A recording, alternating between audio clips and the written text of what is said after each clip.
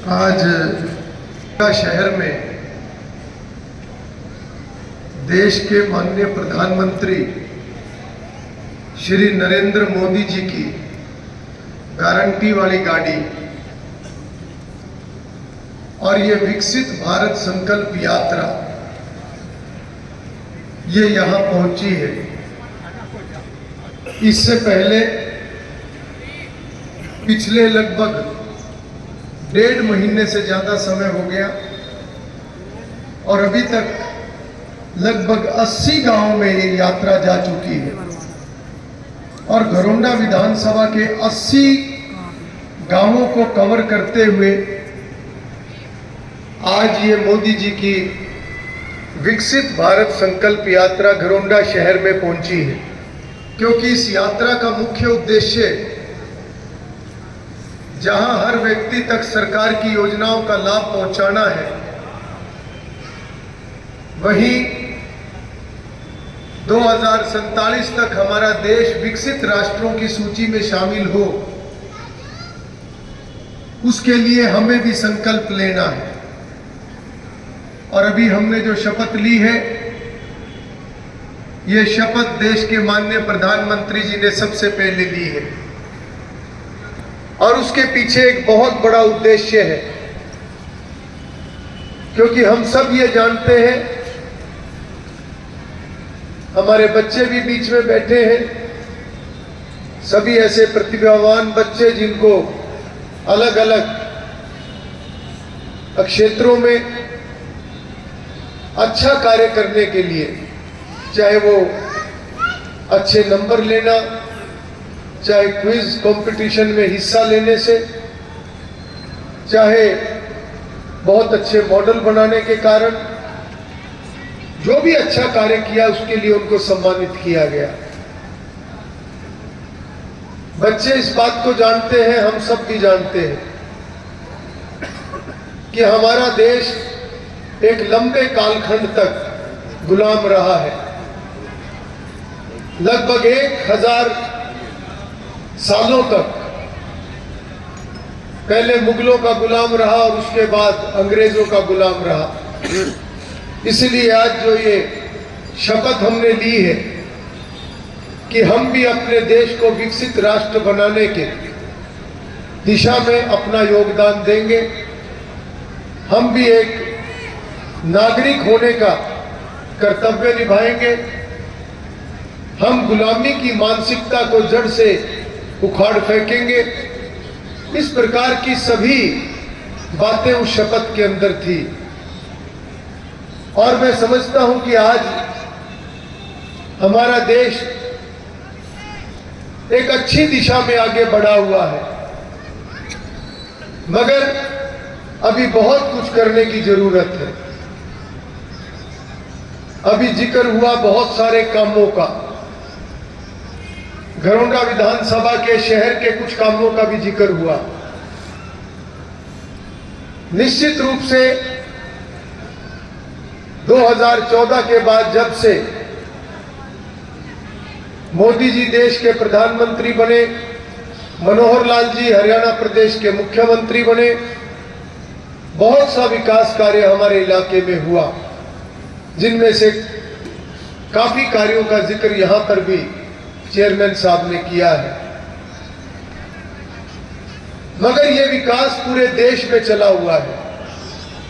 आज हम पूरे प्रदेश में नजर दौड़ाकर देखें तो जगह जगह बड़े बड़े प्रोजेक्ट, नेशनल हाईवे, इंफ्रास्ट्रक्चर,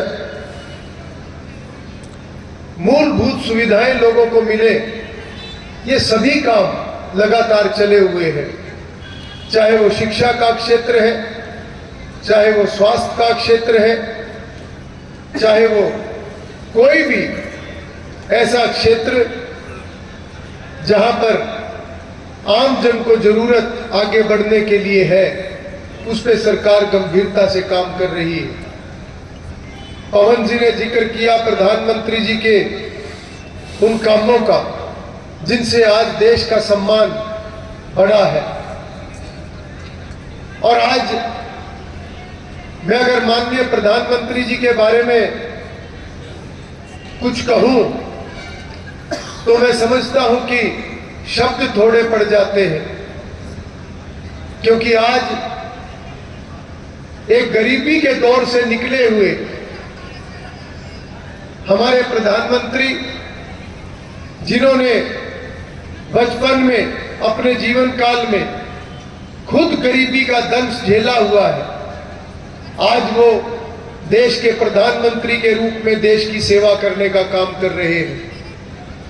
जहां एक तरफ उन्होंने देश को मजबूत करने के लिए अनेकों कदम उठाए, चाहे धारा 370 खत्म करने की बात है, चाहे देश को विकास के मार्ग पर आगे बढ़ाने की बात है, और चाहे उन्होंने 2014 से पहले जिस प्रकार से घोटाले हुआ करते थे उन घोटालों को खत्म करने का काम किया। इन सभी कामों से देश का सम्मान बढ़ा है, हम सबका सम्मान बढ़ा है। और जब हम भारत मां का जयकारा लगाते हैं तो भारत मां का जयकारा जितना देश का सम्मान ज्यादा होगा उतना बुलंद होता है और उसमें हम सबका सम्मान भी होता है। और न केवल विकास, प्रधानमंत्री नरेंद्र मोदी जी ने गुलामी के उस कालखंड में जो हमारे देश के प्राचीन संस्कृति के ऊपर मुगलों ने और अंग्रेजों ने चोट मारी थी, उसको भी दोबारा बहाल करने का काम किया है। मैं रोज यात्रा के अंदर सभी स्टॉलों पर जब अवलोकन करता हूं तो इसमें हमारे आयुष विभाग के वो पूरी टीम भी होती है। आयुर्वेद ये हमारी प्राचीन संस्कृति का हिस्सा है, इसको भूल चुके थे लोग। मोदी जी ने प्रधानमंत्री बनने के बाद हर उस विषय को दोबारा बहाल करने का काम किया जो वास्तव में हमारी ताकत है। आज आयुर्वेद का प्रचार पूरी दुनिया के अंदर, मुझे भी 3-4 दिन पहले, क्योंकि देर तक कार्यक्रम चलते हैं, एक दिन ठंड लग गई थी। मैं परसों एक गांव के अंदर जब स्टॉल के ऊपर जा रहा था तो मैंने आयुष विभाग की टीम से पूछा कि कितने लोगों ने आकर दवाई ली। उन्होंने बताया कि लगभग 80 लोगों ने दवाई ली है। यानी आयुर्वेद के लिए 80 लोग उस गांव के अंदर आए। मैंने पूछा किस किस चीज की दवाई ली, तो वो कहने लगे कि ज्यादा तो सर्दी खांसी की थी। तो जैसे ही उन्होंने कहा ज्यादा सर्दी खांसी की दवाई ली तो मुझे तभी याद आ गया मेरे भी तो ठंड लग रही है। तो मैंने कहा डॉक्टर साहब मुझे भी दे दो दवाई। और आप हैरान होंगे कि उन्होंने मुझे आयुर्वेद की दवाई दी और मैं थोड़ी देर के बाद ही मेरे गले में आराम आया। और जितनी मेरे को सर्दी लगी हुई थी, जुकाम था, 80% मुझे 2 दिन के अंदर अंदर 80% से भी ज्यादा आराम आ गया। फिर मैं ऐसे ही सभी स्टॉलों पे जाता हूं, कहीं लोगों की पेंशन बढ़ने लग रही है, कहीं राशन कार्ड, पीले राशन कार्ड, कहीं आधार कार्ड अपडेट हो रहा है, कहीं उज्ज्वला योजना के माध्यम से हमारी माताओं बहनों को लाभ मिल रहा है, कहीं पर इसी प्रकार से सरकार की योजनाएं लोग हर स्टॉल पर। और मैं कहना चाहूंगा कि संयम रखें, हर व्यक्ति अपनी तसल्ली करके जाए, जल्दबाजी में कोई भी ना जाए, क्योंकि इसमें हमारा मकसद ये भी है, मोदी जी का ये मकसद है, मनोहर लाल जी का, कि हर होने वाले काम को आगे बढ़ाना है। जिसका काम होने वाला है या तो मौके पर हो या सही रास्ते पर उसके काम को आगे बढ़ा दो, ताकि जिसका काम होने वाला है उसको धक्के ना खाने पड़े। और 100 में से कोई 1-2 ऐसे भी हैं जो नियमों के कारण काम नहीं होता, तो उनको भी बता दो कि काम होने वाला नहीं है, ताकि वो भी धक्के ना खाए। जिसका काम होने वाला है वो भी धक्के ना खाए, जिसका काम नहीं होने वाला है वो भी धक्के ना खाए, उसको भी समझा दो। फिर मैं ये सारे स्टॉल देखता हूं तो हमारी स्वयं सहायता समूह की बहनें हर गांव में मिलती है। इतनी अच्छी अच्छी चीजें सबने बनाई हुई है, किसी ने स्वेटर, किसी ने दरे, किसी ने ये जो भी हमारे पुराने समय के बोइये होते हैं, और क्या क्या चीजें ऐसी बनाई है। छोटे छोटे से ये जो बच्चे खेलते हैं, जिससे क्या बोलते हैं उसको, क्या होता है वो, ये खिलौने नहीं हुआ ना, वो कपड़े के होते हैं जो टेडी बियर। टेडी बियर, उसमें कई अलग अलग डिजाइन के कुत्ते बन रहे, कई हाथी बन रहा, कहीं कुछ बन रहा है, इतने सुंदर। अगर ये शहरों में जाके देखो, आप बड़ी दुकानों पे जाके देखो तो 500 रुपए का मिलता है।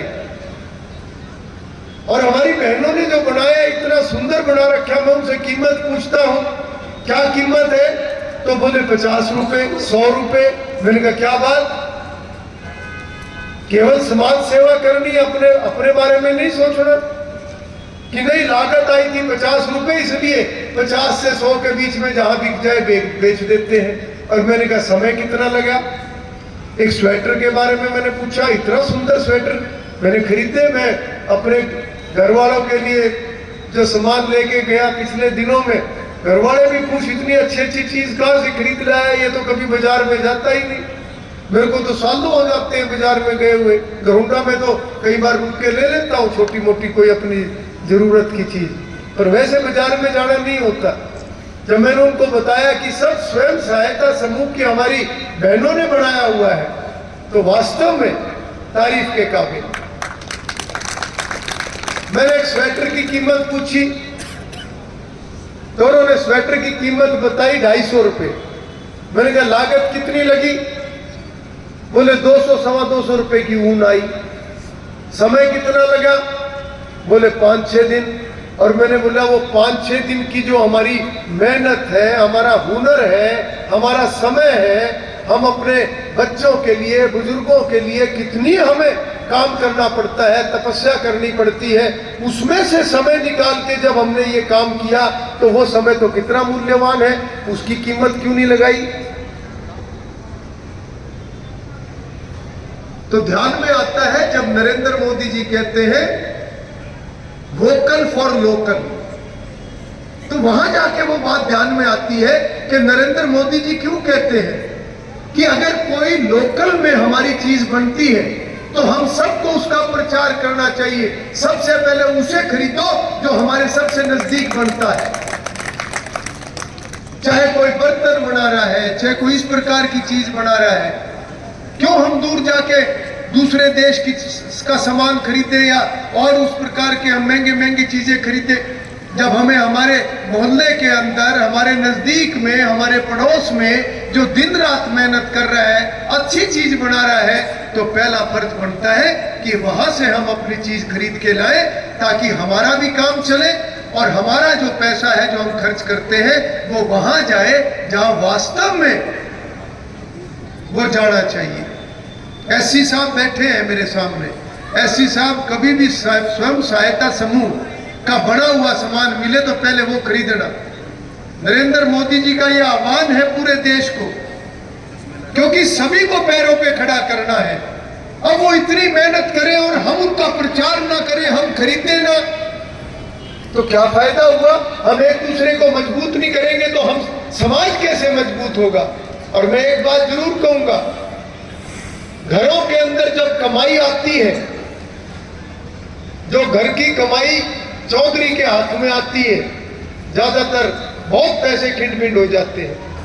और जो कमाई हमारी माँ के हाथ में आती है, असलियत में घर उससे तरक्की करता है।